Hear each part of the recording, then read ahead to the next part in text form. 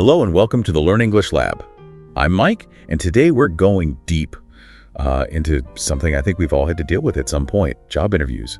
I mean, it's more than just, showing up and crossing your fingers right. There's a real art to it. Oh, absolutely. It's almost like you're giving a performance. You're trying to show off all your skills and everything you've learned, but at the same time, you got to connect with the person interviewing you. Yeah, it's like a two-way street. You're trying to impress them, but you're also figuring out if this is even the right place for you.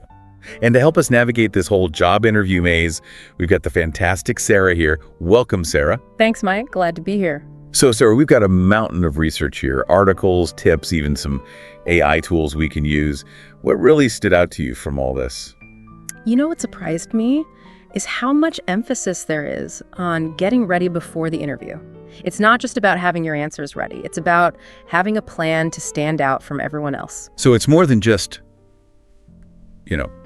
sprucing up your resume and practicing that elevator pitch. What kind of strategies are we talking about? Well, for one thing, you really need to do your homework on the company.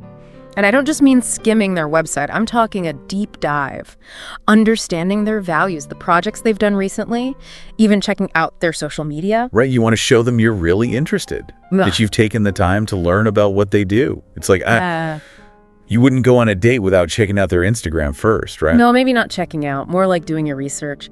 But the point is, the more you know about the company, the better you'll be able to tailor your answers and ask questions that show you've been thinking. It shows you're serious. That makes sense. So I should be setting up Google alerts for the company, maybe even looking through their LinkedIn profiles, see if I know anyone there. It's like being a detective gathering clues. That's the spirit. And speaking of detectives, you can actually use some pretty cool AI tools to help you get ready. Hold on. AI for job interviews. Now that sounds really advanced. Tell me more. Imagine having a virtual interview coach right in your pocket. Tools like ChatGPT can help you practice answering those typical interview questions in a really structured way. So it's not just about memorizing answers, but actually getting feedback on how you're saying things, making sure you're hitting the key points. Precisely. And it can even help you come up with better questions to ask them, which is a huge plus. It shows you've been really thinking about the job and the company. Wow. I'm feeling more confident already just hearing about this. It's like taking out all the guesswork. But let's say you've done all your research, you've practiced with your AI coach. What about the actual day of the interview? What are some must-dos? Well, first impressions are everything, and that starts the second you arrive. Getting there 10 to 15 minutes early shows you're punctual and you respect their time. But don't show up too early. That can be just as bad. Okay, so there's a sweet spot for being on time. Got it. And what about what to bring? Is there some secret survival kit every interviewee should have? It's not a bad idea to have a few essentials with you. Think of it as your interview emergency kit. Breath mints a stain remover pen. Maybe an extra copy of your resume just in case. And don't forget a notepad and pen to jot down anything important or any questions that come up. So it's like being a Boy Scout. Always be prepared. Exactly. You never know what might happen. And it's always better to be over-prepared than caught off guard. Right, because even little things can make a difference in how you come across. Okay, so I'm prepped, I'm on time, I've got my survival kit, I'm in the waiting room now. What? Now's when you put all that research and practice to work. But before you even step foot in the interview room, remember this. Be nice to everyone you meet, from the receptionist to anyone you pass in the hallway. Every interaction matters. Wow, I hadn't thought of that. Like you're auditioning the moment you walk through the door. Exactly. You never know who might be watching, and positive feedback from anyone can really help. That's a good point. So be polite, be engaging. Who knows, maybe that friendly chat with the receptionist will earn you some bonus points. Absolutely. It's all about creating a good impression, and that goes beyond just the person hiring you. Okay, so I've made it through the pre-interview gauntlet, charmed the receptionist, and now I'm face-to-face with the hiring manager. What's the first thing I do? Well, first, take a deep breath and try to relax. It's natural to feel nervous, but try to channel that energy into positive enthusiasm. Easier said than done, right? Yeah. But I guess it makes sense. Nobody wants to interview a robot. Exactly. They want to see your personality come through. And remember, the interview is a conversation, not an interrogation. So listen carefully, engage with the questions. And don't be afraid to ask for clarification if you need to. So it's a two-way street. I'm showing them who I am, but I'm also getting a feel for their company culture and whether it was a good fit for me. Right. It's about finding that connection. Speaking of connection, what about body language? I've heard it plays a huge role in how we're perceived. Should I be doing power poses in the bathroom beforehand? Well, maybe not power poses, but definitely pay attention to your posture and eye contact. Sitting up straight, leaning in a little when they're talking, and keeping good eye contact shows you're engaged and confident. Got it. Confidence, not arrogance. I can do that. But what about all those tricky behavioral questions they always ask? The tell me about a time when kind of questions. Yes, the dreaded behavioral questions. They can be a bit intimidating, but there's a way to handle them effectively. It's called the STAR method. STAR method. That sounds interesting. Tell me more. So STAR stands for Situation, Task, Action, and Result. It's a framework for structuring your answers in a way that's clear and compelling. Basically, you start by describing the situation you were in, then outline the task you had to accomplish. Next, you explain the actions you took to address the situation. And finally, you highlight the result of your actions. Okay, that makes sense. It's like telling a mini story that shows off your skills and experience. So instead of rambling on and on, I can give a concise and impactful answer that the interviewer will actually remember. Exactly. And the great thing about the STAR method is that you can use it for almost any behavioral question. So if you practice using this framework, you'll be ready for anything they throw at you. Okay, I'm taking notes here. STAR method check. Now let's talk about something I've always struggled with. How to subtly steer the conversation towards my strengths without sounding like I'm bragging. Any tips for that? It's definitely a balancing act, but remember, the interviewer wants to hear about your accomplishments and what makes you a strong candidate. It's not bragging if you're simply presenting your skills and experiences in a way that's relevant and engaging. Right. It's all about framing it in the context of the job you're applying for. So for example, if I'm interviewing for a writing position, I might talk about how my blog has thousands of followers and how I've been honing my storytelling skills over the years. That's a great example. You're highlighting your relevant skills and achievements without sounding boastful. And remember, you can always use the interviewer's questions as a springboard to showcase your strengths. All right, so if they ask about a time I faced a challenge, I can talk about a time I overcame a writing obstacle and how that experience made me a better writer. Exactly. It's all about connecting the dots and showing how your experiences have prepared you for this role. This is all making so much sense.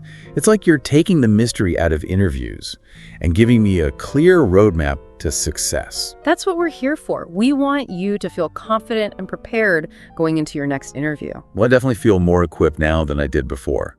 We've covered a lot of ground here, but there's still so much more to unpack. We'll be back after a quick break to dive deeper into acing those interview questions and making sure you leave a lasting impression. Okay, we're back and ready to tackle the next stage of this job interview journey. We've talked about preparing, doing our research, even using AI to rehearse our answers. But now it's showtime. We're in the hot seat. The interviewer is looking at us expectantly. Sarah, what are some things we really need to nail at this point? Well, Mike, something that people often forget is the power of really listening. It's not just about giving them the right answers. It's about showing you're genuinely interested and having a real back and forth. Oh, I see what you mean. So instead of just spitting out memorized answers, I should be listening carefully, maybe even taking notes to show I'm present and really taking in what they're saying, kind of like what we're doing right now. Exactly. Taking notes not only shows you're engaged, it also helps you remember important details later, especially if they have follow-up questions. And you know what else it does? That's that. It gives you a little time to think. Instead of jumping right into an answer, you can jot down a couple keywords, gather your thoughts, and then give a more well-thought-out response. That's brilliant. It's like a secret weapon for staying cool under pressure. I'm adding note-taking ninja to my resume. Haha, I love it. And while we're on the subject of showing off your skills, let's talk about a subtle but powerful technique, steering the conversation towards your strengths. Okay, now this is where things can get tricky. We don't want to sound like we're taking over the interview or bragging about ourselves. Right. The key is to look for natural opportunities to highlight your most relevant experience. For example, if they ask about a time you worked on a team project, you could talk about a project where you took on a leadership role or used a specific skill that connects back to the job description. So it's about weaving in your accomplishments and skills in a way that feels natural, not forcing it, just letting it flow with the conversation. Exactly. You're not trying to trick anyone. You're just showcasing the parts of your experience that are most relevant to the job. Got it. Now, I've noticed that some people have this natural charm, this it factor, that makes them instantly likable. Can you learn that, or are some people just born with interview magic? I think anyone can be charismatic. A lot of it comes down to confidence and how you present yourself. Remember what we said about body language. It can say a lot. Right. So good posture, eye contact is a genuine smile. All of those things help create that impression of confidence and likability. Absolutely. And it's not just about the words you say, it's how you say them. Speaking clearly, using different tones of voice. Even pausing for emphasis can make your answers more engaging and memorable. Okay, so I'm picturing myself in the interview. I'm sitting up straight, making eye contact. I'm speaking with confidence and clarity. What else can I do to really knock it out of the park? You know what often trips people up? Not making enough eye contact? You'd be surprised how many interviewers are turned off by candidates who avoid their gaze. Really? I would have thought it'd be the other way around. Like staring too intensely would be weird. It's about finding a balance. You don't want to stare them down, but you also don't want to look like you're hiding something. Think of it as making a connection, showing you're present and involved in the conversation. So maintaining eye contact shows confidence and helps build that connection. Got it. But what about when you get those really tough questions? The ones that make your mind go blank. Any tips for handling those smoothly? Remember the STAR method we talked about earlier? That's your secret weapon for any behavioral question, no matter how difficult. It helps you structure your thoughts and give a clear, concise, and powerful answer. Right. The STAR method: situation, task, action, result. It's like a formula for interview success. Exactly. And the more you practice using this framework, the more natural it will become. It will help you stay on track, even when you're feeling the pressure. This is great stuff, Sarah. I feel like I'm finally starting to understand the secrets of the job interview. But what happens is the interview is wrapping up. How do I make sure I leave a good impression? Increase my chances of getting that call back.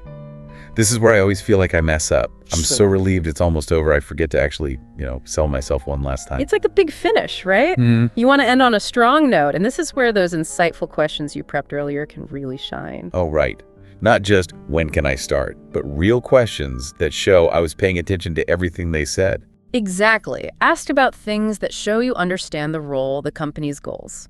Maybe even some challenges they mentioned. For instance, you could ask about their team dynamics, opportunities for growth, or upcoming projects you could contribute to. Ooh, good ones. Yeah. It's like I'm already imagining myself there brainstorming with them. Precisely. It shows you're thinking ahead and eager to be part of their success. And of course, always wrap up by thanking the interviewer for their time and reiterating your interest in the position. So a little gratitude and enthusiasm go a long way. Absolutely. It leaves them with a positive final impression. But the interview process doesn't end there, does it? Wait, there's more.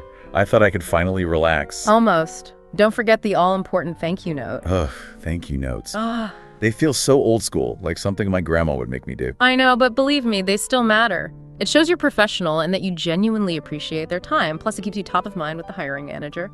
Okay, fine. I'll write a thank you note. But what if I don't hear back right away? How long should I wait before following up? Should I be hitting refresh on my inbox every 5 seconds? Patience is key, Mike. Give them a week or so to decide. Then, if you haven't heard anything, a polite follow-up email is perfectly fine. So no need to stalk them on LinkedIn or blow up their phone. Definitely not. A simple professional email expressing your continued interest is enough. Okay, so thank you note, sent follow-up email, ready to go. What if, and this is the worst case scenario, they don't offer me the job? Don't get discouraged. Rejection is just part of the game. Not every role is the right fit, and that's okay. Easier said than done, though, when you're feeling disappointed. I know. But try to look at it as a learning opportunity.